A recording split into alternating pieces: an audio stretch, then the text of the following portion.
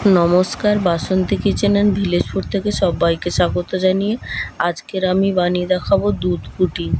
এই দুধ পুডিংটা খেতে খুবই নরম এবং খুবই সুস্বাদু হয়। তো আমি কিভাবে বানাচ্ছি আপনারা দেখতে থাকুন, তাহলে অবশ্যই আপনারা বাড়িতে বানিয়ে নিতে পারবেন।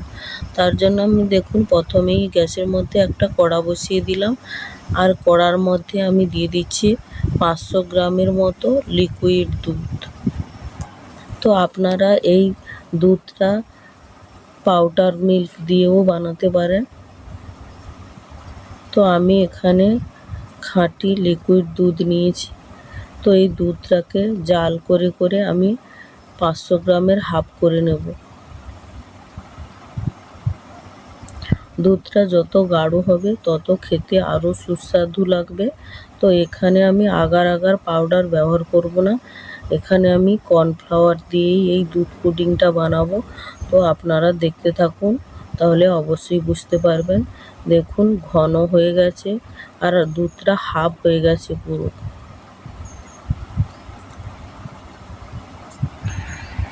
তো ঠিক এই পর্যায়ে আমি দিয়ে দিচ্ছি চিনি। তো এখানে আমি 100 গ্রামের মতো চিনি ব্যবহার করেছি। তো চিনি দেওয়ার পরে দুধটা আরও পাতলা হয়ে যাবে, তারপর এটাকে আরও কিছু সময়ের জন্য ফুটিয়ে নিতে হবে। তো এদিকে আমি একটা বাটির মধ্যে ঠান্ডা লিকুইড দুধ নিয়ে নিয়েছি, আর এখানে নিয়ে নিচ্ছি, যেহেতু এখানে আমি 500 গ্রামের মতো দুধ নিয়েছি, তার জন্য আমি 5 টেবিল চামচের মতো কর্নফ্লাওয়ার নিয়ে দুধটাকে মিশ্রণ করে ঠিক এই গরম দুধের মধ্যে আমি মিশিয়ে নেব। এই অবস্থাতে আঁচটাকে একেবারে স্লোতে রাখতে হবে, নাহলে খুব ঘন হয়ে যাবে তাড়াতাড়ি আর তলাতে লেগে যাবে। তো এরপর আমি সেই মিশ্রণটাকে অল্প অল্প দিতে থাকবো আর খুন্তির সাহায্যে আমি নাড়তে থাকবো। দেখুন এই রকমভাবে নাড়তে হবে বারবার, না হলে তলাতে লেগে যাবে, মুহূর্তের মধ্যে জমে যাবে। তো অল্প অল্প করে এই রকমভাবে দিতে হবে।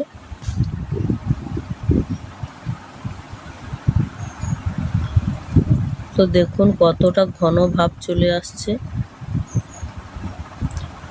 তো আর একটু ঘন করে নিতে হবে।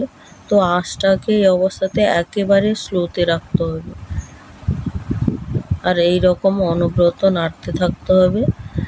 একটা ঘন ব্যাপার চলে এলে তারপর বন্ধ করে দিতে হবে গ্যাসটা। আপনাদেরকে দেখিয়ে দিচ্ছি কতটা ঘনত্ব আসবে। দেখুন একেবারে ঘনত্ব চলে এসছে। তো এই পর্যায়ে আমি গ্যাসটাকে অফ করে দিয়েছি। তো অফ করে দেওয়ার পর আমি একটু নাড়তে থাকবো ঠিক এই রকমভাবে। তো এই অবস্থাতে আমি দিয়ে দিচ্ছি ভ্যানিলা এসেন্স দিয়ে দিচ্ছি, আর ভ্যানিলা এসেন্সটা দেওয়ার ফলে খুব সুন্দর একটা ফ্লেভার আসবে আর খেতে খুবই ভালো লাগবে। তো ভ্যানিলা এসেন্সটা দেওয়ার পর আমি আবারও বেশ ভালোভাবে নাড়াচাড়া করে নিচ্ছি। দেখুন, তো এরপর আমি একটা বাটি নিয়ে নিচ্ছি, এই বাটির মধ্যেই সেট করব। তো এই বাটির মধ্যে সেই দুধটাকে আমি দিয়ে দিচ্ছি। দেখুন, তো এরপর এটাকে দেওয়া হয়ে গেছে। তো আমি এটা কিছু সময়ের জন্য রেখে দেব। ঠান্ডা হয়ে গেলে নর্মাল ফ্রিজের মধ্যে আমি রেখে দেব 2-3 ঘন্টার মতো। তারপর দেখুন কত সুন্দর ফ্রিজ থেকে বের করে নিয়ে চলে এসেছি, কত সুন্দর জমে গেছে। তো এটাকে আমি স্প্যাচুলারের সাহায্যে সাইড দিয়ে আস্তে আস্তে ছাড়িয়ে নেব।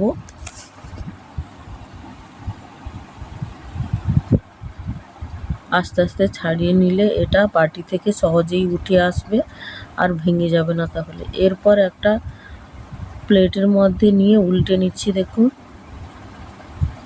তারপর বাটিটাকে আস্তে আস্তে করে তুলে নিতে হবে। দেখুন কত সুন্দর জমে গেছে আর দেখতেও কত সুন্দর লাগছে। তো আপনারা এই রকমভাবে বানিয়ে নেবেন। বাচ্চারা যে দুধ খেতে চান না, এরাও খুব সহজেই খেয়ে নেবেন,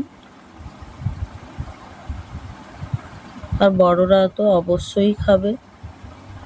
তো এরপর আমি ডেকোরেশন করে নেব। তো এখানে আমি কাঠবাদামকে ছোট ছোট করে কুচি করে নিয়েছি। তো এগুলো সুন্দর করে ডেকোরেশন করে নিচ্ছি। দেখুন,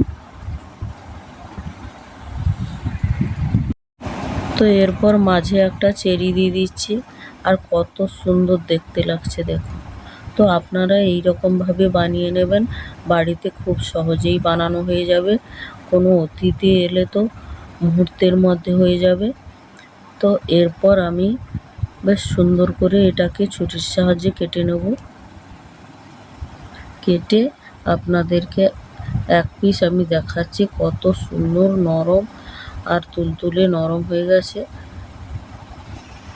তো কাটার সময় আপনাদেরকে অবশ্যই খেয়াল রাখতে হবে, খুবই আস্তে আস্তে কাটতে হবে যাতে না ভেঙে যায়। তো দেখুন কত সুন্দর কাটা হয়ে গেছে। এরপর এখান থেকে এক পিস আপনাদেরকে তুলে আমি দেখাচ্ছি।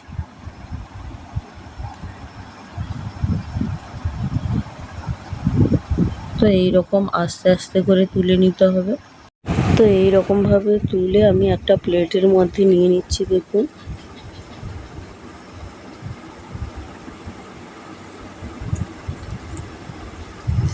কত সুন্দর নরম হয়েছে দেখুন। তো আপনারা এই রকমভাবে বানিয়ে নেবেন, খেতে খুবই দুর্দান্ত লাগবে। যদি আমার এই রেসিপিটা ভালো লেগে থাকে লাইক কমেন্ট শেয়ার করবেন এবং সাবস্ক্রাইব করে আমার পাশে থাকবেন।